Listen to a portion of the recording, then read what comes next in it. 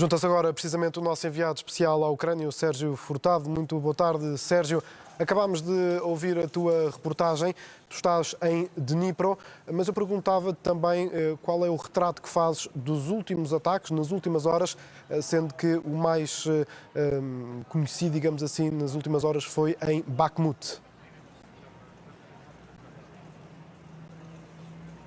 Sim, os ataques em Bakhmut têm marcado praticamente todas as últimas semanas, até porque Bakhmut está a ser uma frente de batalha extremamente dura para o exército ucraniano, que ele próprio diz está a ter graves dificuldades em segurar a cidade de Bakhmut, porque as forças russas estão neste momento praticamente dentro da cidade de Bakhmut e estão a circundar a cidade. Portanto, vai ser complicado para as forças ucranianas manterem essas posições. De resto, tinham perdido 3 posições ontem. Ontem conseguiram ainda recuperar 2, mas vai ser bastante complicado porque as forças russas retiraram de Zaporíjia, retiraram de Kherson para fortalecer essa frente de batalha em Bakhmut. Mas se cair Bakhmut poderá ser complicado porque logo a seguir está também a cidade de Kramatorsk.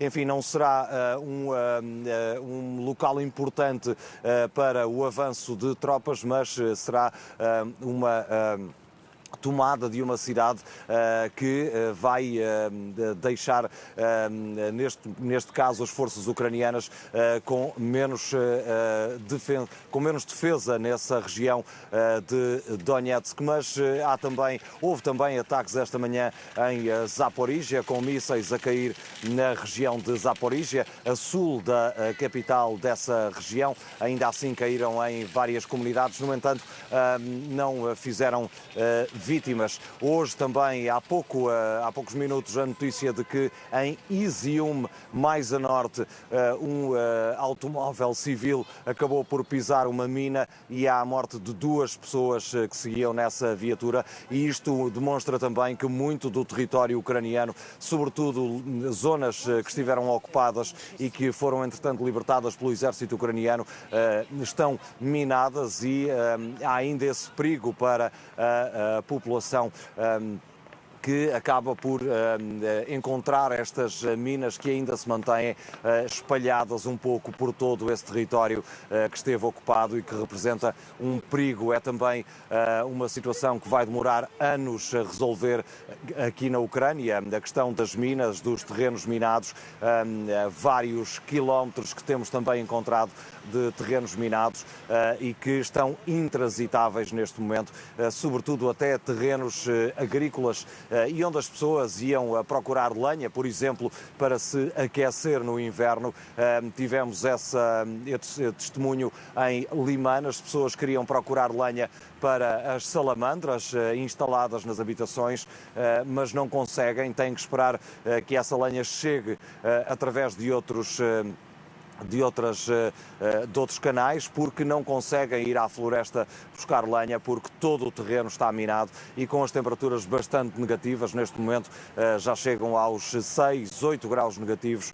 Começa a ser complicado para que as populações tenham, sobretudo nessas regiões mais afastadas, tenham as casas aquecidas. Mas dar um retrato também aqui de Dnipro. Neste momento há uma falha de energia aqui na cidade, portanto só as lojas e os centros comerciais que têm geradores ainda vão funcionando. De resto, tudo o que é comércio e também muitas das zonas habitacionais estão neste momento sem energia, porque há um corte de energia aqui na região de Dnipro, que é uma região que está bastante afetada pelos ataques dos mísseis russos que atingiram várias centrais de distribuição de energia, e Dnipro está neste momento no limite. Se houver um novo ataque, já o presidente aqui da Câmara fez referência, se houver um novo ataque, Dnipro fica com graves dificuldades em abastecimento energético. Obrigado, Sérgio Furtado, pelo teu relato aí na Ucrânia. Uma continuação de um bom trabalho. Noutra frente da guerra, a económica, o chefe de gabinete da presidência da Ucrânia disse que a limitação do preço do barril de petróleo para um máximo de $60 vai destruir a economia da Rússia. É a reação dos ucranianos àquele que pode ser um forte castigo à economia russa. A União Europeia chegou a um acordo para impor um preço máximo pelo petróleo russo importado por via marítima. Como disse, esse valor foi fixado nos $60 por barril, depois da cedência da Polónia, que queria um valor ainda mais baixo. A decisão dos 27 deve ser formalizada ainda este fim de semana. A partir de segunda-feira, a União Europeia deixa de importar petróleo por via marítima e o teto no preço é para ser imposto a países não comunitários, permitindo-lhes recorrer a serviços dos 27 nessas transações e não sofrer com as sanções já em vigor contra a Rússia. A ideia partiu dos países do G7, as 7 economias mais ricas do mundo, e tem o objetivo de reduzir o mais possível as receitas de Moscovo para financiar a guerra contra a Ucrânia. Já temos Pedro Ponte e Sousa, professor de Relações Internacionais da Universidade Portucalense. Muito boa tarde, professor Pedro Ponte e Sousa. Obrigado por estar aqui connosco. Eu queria começar precisamente por este tema. De que forma é que isto pode ser mesmo um castigo à economia russa, este teto aos barris de petróleo, neste caso a €60 por barril? Acho que era importante explicarmos primeiro como é que funciona isto das sanções para percebermos o que quer dizer isso da punição. Porque o Luís dizia muito bem, e é a impressão que tem passado à opinião pública, que o objetivo das sanções é punir o outro, é castigar o outro. E é verdade que as sanções também fazem isso, mas não é esse o propósito da sanção. Que colocar uma sanção, quer ela seja um embargo ou, enfim, aquilo que nós estamos agora a ver com este limite ao preço do barril, tem um objetivo concreto, que é, através da ferramenta económica, transformar o comportamento da Rússia. E deve ser esse o objetivo fundamental. Isto é importante porquê? Porque se por algum motivo as sanções económicas estão a resultar, e nós vemos resultado do ponto de vista económico, ou seja, aquilo que se espera com estas sanções e com este preço, com este teto do barril, é ainda mais um retrocesso, um colapso da economia russa. Enfim, nós estamos provavelmente em colapso, mas tem havido crescimento do PIB, dificuldades económicas. É provável que isso aumente? Sim. Mas o objetivo é outro. O objetivo é mudar politicamente, é incentivar o outro ator político a que ele altere o seu comportamento. E aí nós vemos isto um bocadinho mais difícil. Ou seja, não me parece que, por um lado, que não haja propriamente uma alternativa do ponto de vista da Rússia. A Rússia tem, ao longo dos últimos anos, e especialmente no último ano, investido muito nas relações com o Sul global, América Latina, África e Ásia, que de alguma forma vão ser novos compradores ou vão sair como compradores deste petróleo que não seja vendido ao G7 e à Europa. E, por outro lado, para além dessa alternativa, digamos assim, nada nos garante que estas sanções económicas produzam o resultado político que se espera. Essa é a grande dificuldade que está em cima da mesa. Mas, tendo em conta essa dificuldade e tendo em conta a não alternativa que o Pedro Ponte e Sousa referia, a União Europeia transmite esta decisão com alguma pompa, digamos assim.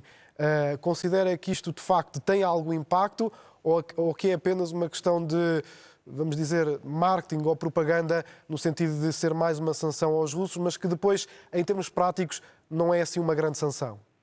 Terá sem dúvida impacto. O objetivo é reduzir o financiamento do Estado russo a partir de compras do espaço europeu e do G7. E isso certamente conseguirá. Agora, de alguma forma a Rússia tem vindo a encontrar alternativas e vai mantê-las ou explorá-las ainda mais, como é evidente. E, portanto, esse é um elemento em concreto. Claro que a União Europeia está à procura de alternativas e está a consegui-las nos últimos momentos, nos últimos meses, mas significa, portanto, que é um crescente corte destas relações, daquilo que ainda sobrava das relações entre a União Europeia e Rússia, o gás e o petróleo. É um crescente corte, até um desligar ainda maior, mas significa que a Rússia vai procurar diversificar as suas relações para minimizar os impactos desta sanção.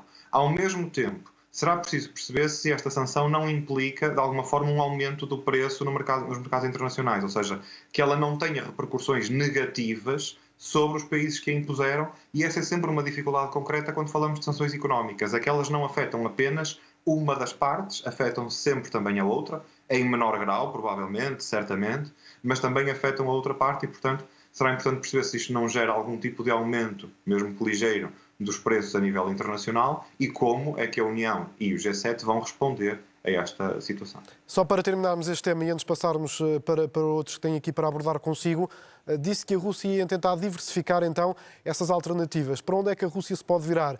Médio Oriente? África? Sim, e para além disso, a Ásia também tem sido um objetivo fundamental.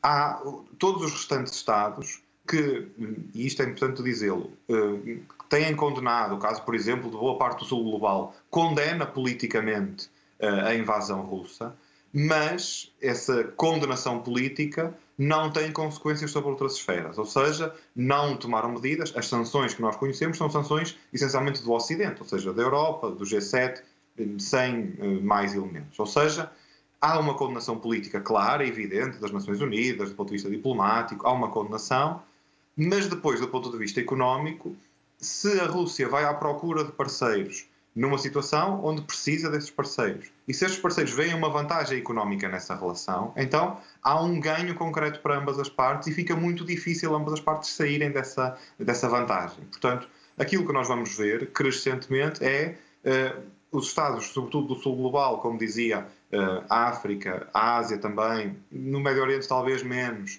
mas também a América Latina, a beneficiarem não apenas da questão do petróleo, mas noutros produtos, a beneficiarem deste aumento das relações e, portanto, a procura de alternativas de alguma forma a funcionar, por muito importantes que sejam as sanções do G7 e do Ocidente, elas não são exclusivas e, portanto, os Estados vão tentar encontrar formas de escaparem ao peso destas sanções.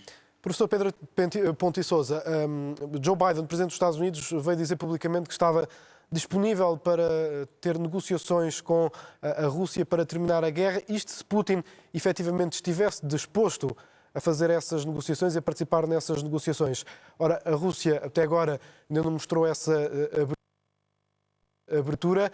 Pergunto-lhe várias coisas aqui. Primeiro, porque é que Joe Biden tem esta abertura pública de dizer que está disposto a sentar-se numa mesa de negociações com a Rússia e porque é que, do outro lado, então Vladimir Putin não quer fazê-lo e, obviamente, não o quer fazer não desistindo dos territórios que neste momento têm anexados, incluindo a Crimeia?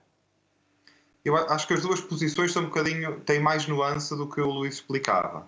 Porque do lado de Joe Biden, aquilo que foi dito foi estou aberto para negociações, desde que, como dizia, haja uma retirada da Rússia do território ucraniano e após consultar os membros da NATO. E, portanto, essa é uma primeira linha.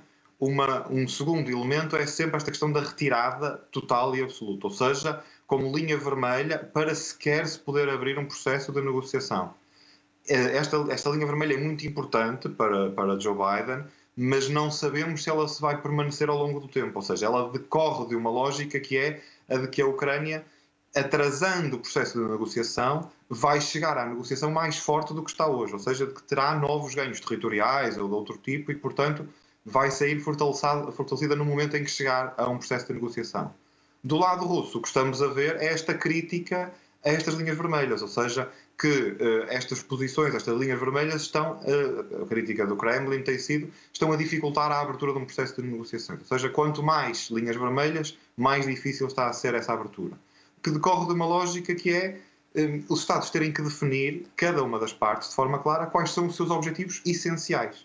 Quais é que são os objetivos fundamentais e que não estão dispostos a abrir mão e quais é que são aqueles mais ou menos secundários. Se lembrar no início da guerra falámos muito disso, da questão da adesão à NATO, da adesão à União Europeia, da questão do território. Portanto, é fundamental para que se consiga chegar sequer a um momento de alguma negociação sobre a paz, que os Estados consigam definir de forma clara quais são os seus interesses fundamentais.